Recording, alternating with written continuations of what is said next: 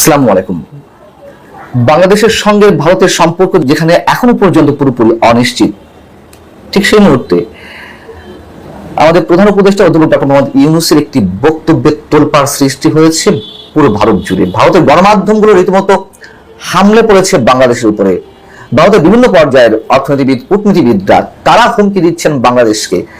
আসলে কি বলতে চেয়েছেন ডক্টর মোহাম্মদ ইউনূস, কি ছিল তার মন্তব্য? আপনারা অনেকেই হয়তো জেনেছেন যে তিনি তার চীন সফরের শেষ দিনের আগের দিন যখন দেশটির প্রেসিডেন্ট শি জিনপিং এর সঙ্গে বৈঠক করলেন, সেখানে তিনি একটি বক্তব্য দিয়েছেন ভারতের সেভেন সিস্টার্স নিয়ে। সেখানে তিনি বলেছিলেন যে ভারতের পূর্বাঞ্চলে অবস্থিত সেভেন সিস্টার্স নামে পরিচিত 7টি রাজ্য সম্পূর্ণরূপে ল্যান্ডলকড, অর্থাৎ স্থল বেষ্টিত। সমুদ্রের কাছে পৌঁছানোর জন্য তাদের কোনো উপায় নেই। এই দিক থেকে সমুদ্রের একমাত্র অভিভাবক বাংলাদেশ, এবং বাণিজ্যের জন্য এটি একটি বিশাল সম্ভাবনার দ্বার উন্মোচন করতে পারে। সুতরাং এটি চীনা অর্থনীতির একটি সম্প্রসারণ হতে পারে। পণ্য তৈরি করা, উৎপাদন করা, বিপণন করা এবং তা আবার চীনে নিয়ে যাওয়া এবং বাকি বিশ্বে তা ছড়িয়ে দেওয়ার সুযোগ হতে পারে। এখানে মূল সমস্যাটি হচ্ছে যে তিনি সেভেন সিস্টার্স নিয়ে এর আগেও 2 দফায় প্রকাশ্যে মন্তব্য করেছেন, যেটিকে ভারত কোনোভাবেই এখনো পর্যন্ত গ্রহণ করতে পারেনি। ৩য় দফায় এসে তাও শি জিনপিং এর সঙ্গে বৈঠকে তিনি কথা বলছেন, এর মধ্যে চীনকে নিয়ে এসেছেন।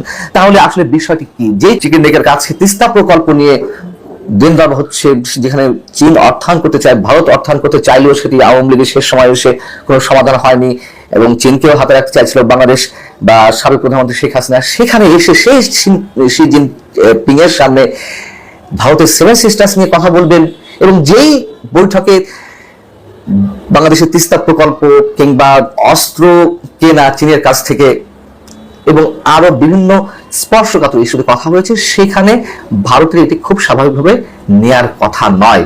যেমন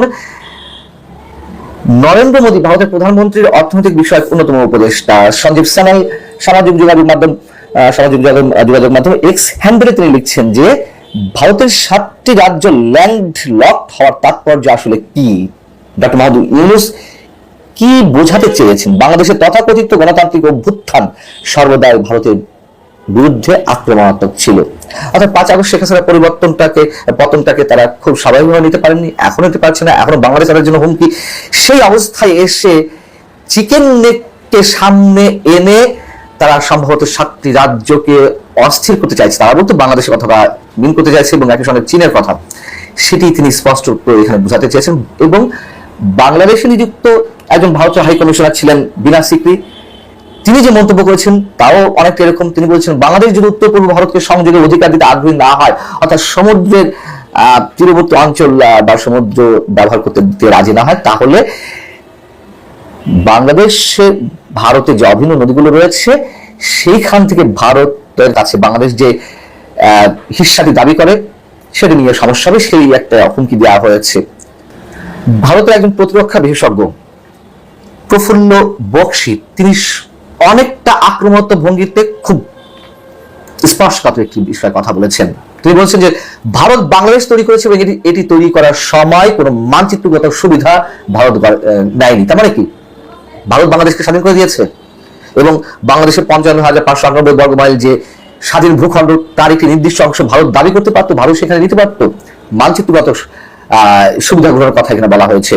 আমরা অবশ্যই তাদের বক্তব্যের তীব্র নিন্দা জানাচ্ছি এবং ভারতের যে আধিপত্যবাদী যে মনোভাব, সেখান থেকে সরে আসতে হবে। ভারতের সঙ্গে বাংলাদেশের সঙ্গে ভারত যদি সম্পর্ক উন্নয়ন করতে চাই, আমরা স্পষ্ট হয়ে বলতে চাই। তবে পাশাপাশি কথাও বলতে চাই যে ডক্টর মোহাম্মদ ইউনূস আসলে কোনো উস্কানি দেওয়ার চেষ্টা করেছেন কিনা, এবং শি জিনপিং এর সামনে তার বন্ধুত্বের হাত একেবারে উজাড় ভাবে বাড়িয়ে দিয়ে ভারতকে এক হাত দেখে নেওয়ার একটি প্রচেষ্টা তার বক্তব্যের মধ্যে ছিল কিনা আমরা জানি না। তবে এ বিষয়ে অবশ্যই প্রধান উপদেষ্টার প্রেস উইং থেকে একটি ব্যাখ্যামূলক বক্তব্য আসা উচিত আমরা মনে করি।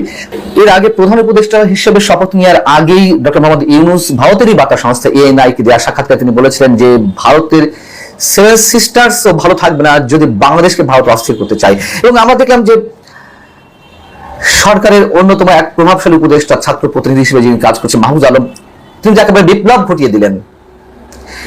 তিনি তার ফেসবুক স্ট্যাটাসের যে পোস্ট দিয়েছিলেন, যে কথাটি বলেছিলেন তা নিশ্চয় আপনাদের মনে আছে। তিনি বলেছিলেন যে মানে অনেক মন্তব্য করে তিনি বলেছিলেন যে বাংলাদেশের মানচিত্র বড় করতে হবে ভারতের বিশেষ বিশেষ অঞ্চল দখল করে। এই বক্তব্যগুলো ভারতের ভালোভাবে নেওয়া নেওয়ার কথা নয়। ভারতের বিভিন্ন পর্যায়ে যে কথাগুলো আসছে সেই কথাগুলো যেমন আমরা প্রতিবাদ জানাচ্ছি, যেগুলো আক্রমণাত্মক উস্কানিমূলক, ঠিক আমাদের পক্ষ থেকে যে কথাগুলো বলা হচ্ছে, ইভেন সরাসরি প্রধান উপদেষ্টার মুখ থেকে আসছে, এগুলো অবশ্যই আপত্তিজনক। আমার মনে হয় এটির একটি ব্যাখ্যা ভারত প্রধান উপদেষ্টার প্রেস উইং থেকে অবশ্যই আসবে, যেখানে ভারতের প্রধানমন্ত্রী নরেন্দ্র মোদীর সাক্ষাৎ চেয়েও বা তার সঙ্গে বৈঠকের প্রয়োজনীয়তার কথা উচ্চারণ করে বা আবেদন জানিয়েও গত কয়েক মাসে সেই সুযোগটি বাংলাদেশ পায়নি। আমরা তো স্বীকার করতে সমস্যা নেই, ভারতকে চরম শত্রুতামূলক একটা অবস্থানে রেখে বাংলাদেশে ভালো থাকার সম্ভাবনা, শুধু বাংলাদেশ কেন, এরকম একটি বৃহৎ প্রতিবেশী রাষ্ট্রকে শত্রু হিসেবে তৈরি করে কোনো প্রতিবেশী ভালো থাকার কথা নয়। সেইখানে প্রধান উপদেষ্টার এই মন্তব্য খুব সহজভাবে নেওয়ার কথা নয়।